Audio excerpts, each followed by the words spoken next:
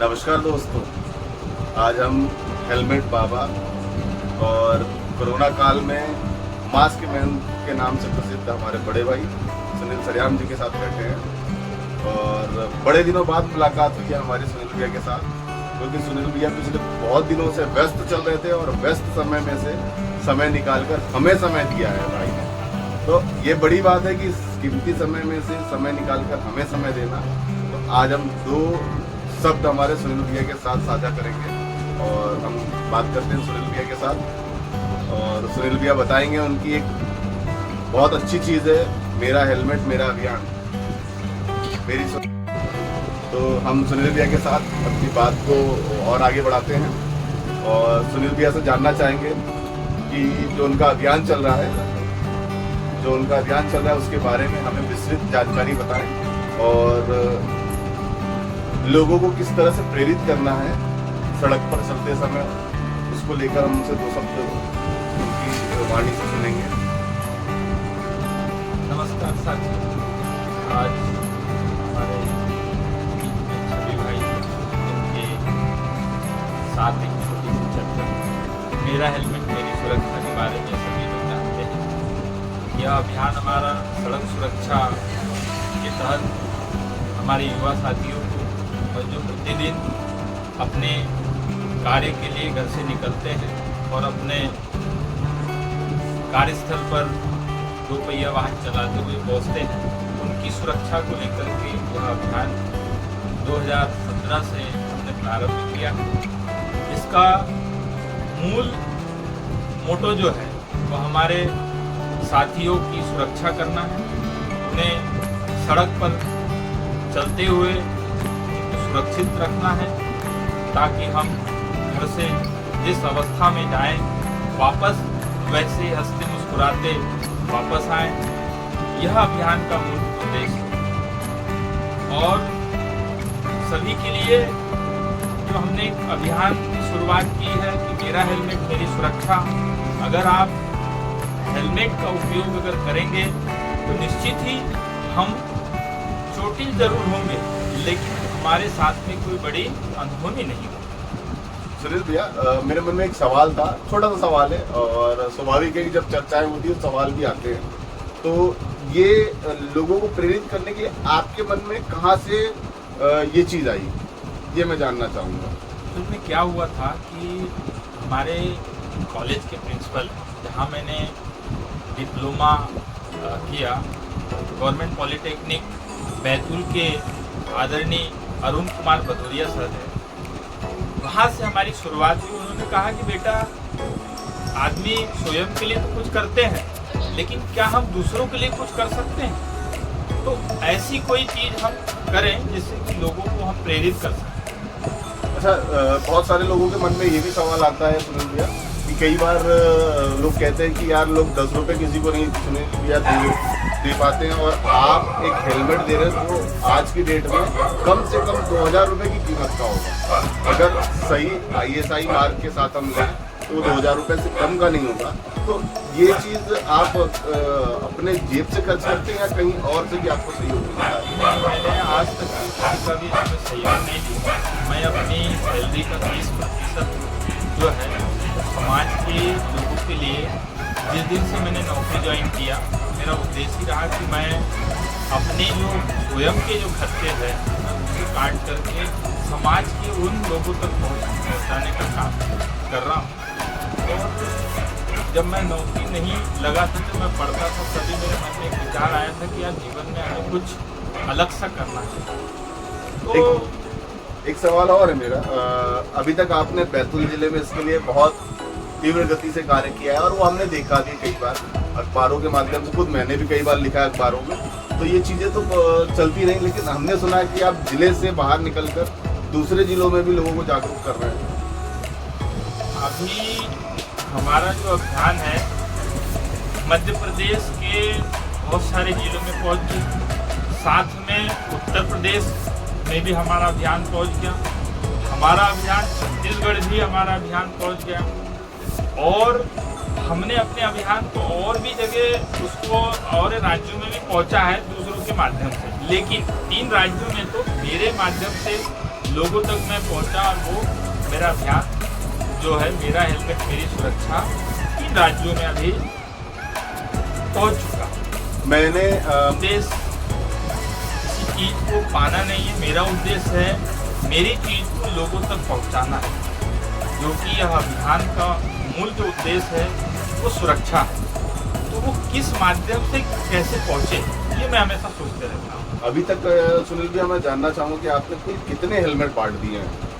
लगभग 350 हेलमेट हो चुके हैं, लगभग ज़्यादा भी होंगे कम भी हो सकते हैं, पर इतनी मेरी काउंटिंग हो चुकी है। नहीं, मुझे इसलिए याद होगा, मुझे याद है क्योंकि हमारे यहाँ एक टूर्नामेंट, बहुत बड़ा टूर्नामेंट चलता है, लगभग उसमें मेरे जहाँ तक मुझे ध्यान है प्रतिवर्ष आप 11 और 15 हेलमेट देते हैं खिलाड़ियों को।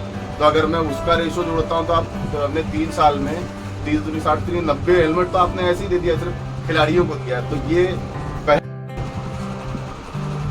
कई बार दोस्तों हम समझ नहीं पाते हैं कि दुर्घटनाओं का कारण क्या है।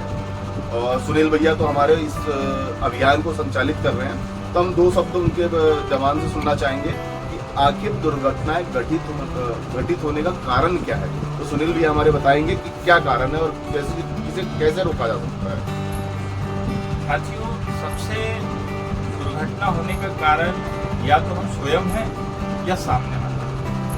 अगर हम स्वयं सचेत होकर के जब भी चलेंगे, मान लो हम 2 व्हीलर चला रहे हैं या 4 व्हीलर चला रहे हैं, लंबी ड्राइव पे चल रहे हैं, हमें अगर थोड़ा सा भी ऐसा लग रहा है कि अनकम्फर्ट, हमें थके हुए हैं, हमें नींद आ रही है, तो हम सबसे पहले तो अपनी गाड़ी को आगे नहीं बढ़ाएंगे। ये हमें 4 व्हीलर के लिए।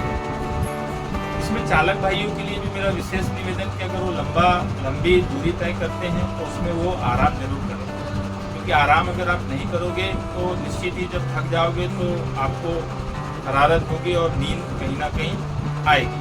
तो ये पहला हमारा कारण अपन मान सकते हैं। दूसरा ये कि जब आप सफर में चलते हैं, देखते हैं कि आप भीड़ भाड़ है या बहुत जल्दी है, कहीं जाना है, तो आप गाड़ी कैसे भी एकदम धनाधन कैसे भी चल रहे हैं, स्पीड में चलती है, तो हम ना सामने वाले को देख पाते हैं ढंग से, ना हम स्वयं सुरक्षित होकर के चल रहे हैं।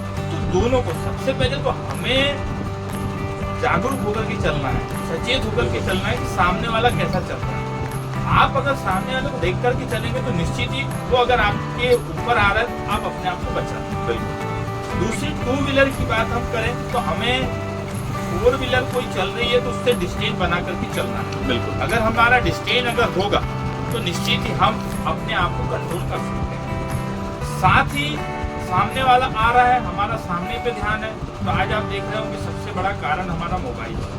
हम मोबाइल पर बात कर रहे हैं, हमारा ध्यान नहीं होता है, कभी फोन आ जाता है या कभी हम बात कर रहे हैं, तो ये चीज़ों को भी हमको समझ के चलना, थोड़ा सा हमें उस पर ध्यान देना चाहिए। मैं ये नहीं कहता हूँ कि आप बात ना करें या ना करें, हमारा ये कि आपकी सुरक्षा के लिए अगर आपको लगता है अनकम्फर्ट है या आप सुरक्षित है तो फिर ठीक है, लेकिन मेरा तो सजेशन है कि आप इसको उपयोग ना करें। अगर करना है साइड में गाड़ी खड़ी कर ले, 2 मिनट बात कर ले, बहुत गंभीर है तो बिल्कुल रुक करके बात करें। ये हो गई हमारी दूसरी बात। तीसरी बात है कि युवा साथियों को कि बहुत जल्दी में रहते हैं, कहाँ जा रहे हैं, क्यों जा रहे हैं, कितनी जल्दी, इसका कोई कारण नहीं है उनके पास, लेकिन फिर भी जल्दी जाना है। तो हमको उस जल्दी को कम करना है। कम अगर हम करेंगे, स्लो चलेंगे, सामने वाले को देख कर चलेंगे, तो हमारी वहाँ भी हम अपने आप को बचा सकते हैं। साथ ही दुर्घटना ज्यादातर कब होती है, इसका भी एक कारण है। शाम को जब सूरज ढलता है उस समय क्या होता है, रोशनी कम और ज्यादा होती है। आप उसमें जजमेंट, सामने की गाड़ी जब आती है, लाइट और उसका दोनों का जो डिफरेंस बनता है, उस समय हमें सामने का जो एक डिस्टेंस समझ में नहीं आता। ये भी एक बहुत बड़ा कारण है। आप जब भी देखोगे दुर्घटनाएं शाम के समय ज्यादा होती है, तो वहाँ हमको थोड़ा सचेत होकर के चलने की आवश्यकता है।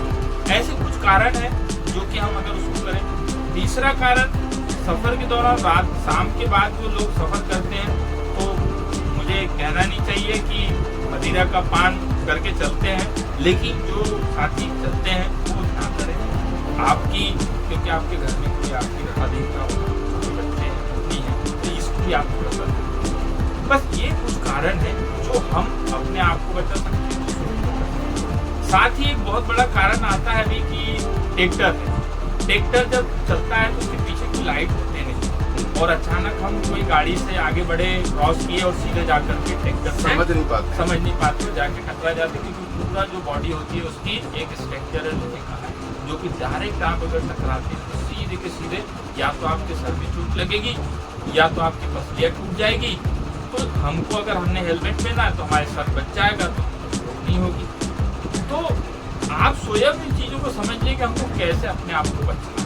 मैंने आपको इसलिए बताया कि हेलमेट का उपयोग करें, हेलमेट अगर पहने हैं तो उसकी क्लिप जरूर लगाएं, साथ में ओवरटेक करते समय हमको दोनों गाड़ियों का डिस्टेंस रखें, पीछे चल रहे हैं तो वो भी हम थोड़ा सा गैप रख के चलें। तो ये सब चीज़ें जो है हमारी सुरक्षा में ज़्यादा से ज़्यादा महत्वपूर्ण काम करती है। सुनील जी, आप गाड़ी चलाते समय लगभग कितनी स्पीड रखें आप बताएं लोगों को, क्योंकि कई बार लोग क्या है सोचते समझते नहीं है, 100 की स्पीड पे भी गाड़ी चलाते हैं, बोलते हाँ देख लेंगे क्या होगा।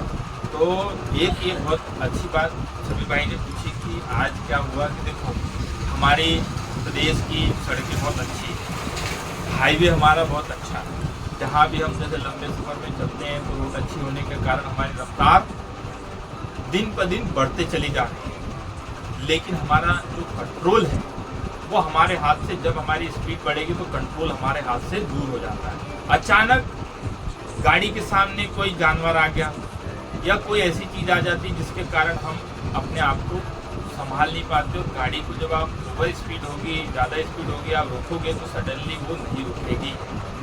तो कई बार हमको ब्रेक मारना है तो हम क्लच दबा दें या कुछ हो जाए, ऐसी भी घटनाएं कई बार आई, और वो फिर हमको हमारे कंट्रोल से बाहर हो जाती है। और उस कंडीशन में किसी भी चीज़ से जब हमारी गाड़ी 4 व्हीलर और 2 व्हीलर को अगर टकराती है तो चालक के साथ जो होता है वो आप सभी जानते हैं कि क्या उनके साथ में वो अपन देख भी नहीं पाते, ऐसी घटनाएं होती हैं। तो हमें अपने आप को कंट्रोल करके चलना है, बहुत ज़्यादा स्पीड भी नहीं चाहिए, जितनी हम कंट्रोल कर सकते हैं गाड़ी को वो बिल्कुल उस पर हम चलते हैं।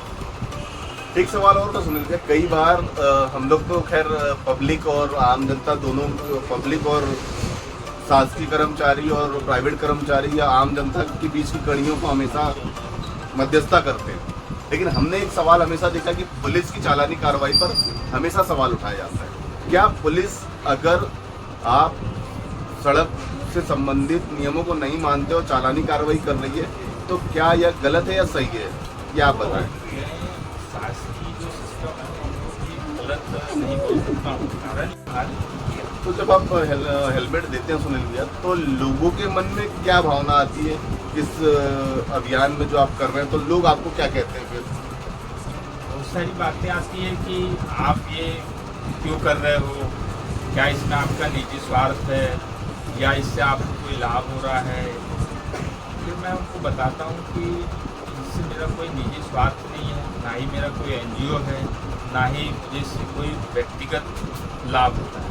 हाँ, मुझे मेरी एक पहचान बनती है, ये मेरा लाभ है।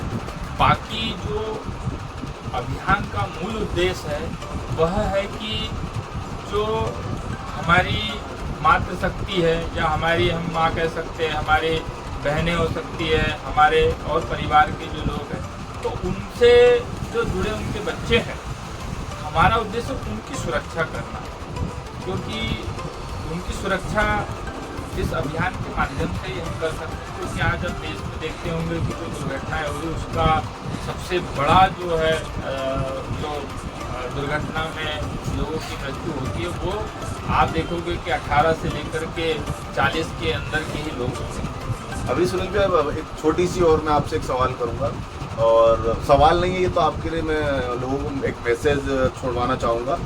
अभी ज़्यादातर देखा जा रहा है सड़कों के ऊपर 18 वर्ष से कम नाबालिग गाड़ी चला रहे हैं, तो आप उन बच्चों के लिए और उनके माता पिता के लिए क्या मैसेज छोड़ना चाहेंगे? आप थोड़ा सा 2 शब्द बोलें। तो उसके लिए मैंने तो अभी क्या किया है कि हमारी जो मातृशक्तियाँ हैं उन तक पहुंचने का हमारा मूल उद्देश्य है। हम उनसे आग्रह कर रहे हैं कि अपने बच्चों की सुरक्षा के लिए आपको विशेष ध्यान देना है। जब वो घर से निकले तो कोशिश ये करें कि अगर उनकी कम उम्र है तो हम उनको वाहन ना दें। अगर वो चलाते भी है तो उनकी सुरक्षा के लिए उनको सचेत जरूर करें। हाथ में उन युवा साथियों के लिए, उन युवा बच्चों के लिए है कि बेटा आप अगर वाहन चला रहे हैं तो सुरक्षित होकर के चलाएं, स्टंट नहीं करें, अपनी जान को जोखिम में नहीं डालें। क्योंकि अब बड़े हो गए हैं, अब समय के साथ आज डिजिटल इंडिया जैसे कि हम हर चीज़ नया हो रहा है, तो बच्चे लोगों की इच्छाएं होती है, लेकिन आप इच्छाओं के साथ अपनी सुरक्षा का विशेष ध्यान रखें। क्योंकि अगर आपके साथ कुछ दुर्घटना हो जाती है तो माँ और पिता पर जो बीतेगी वो माँ पिता ही समझ सकते हैं। भरपाई तो नहीं हो सकती उसकी, जान जाने की बात तो नहीं हो पाती है, हम लोगों को भी समझ सकते हैं।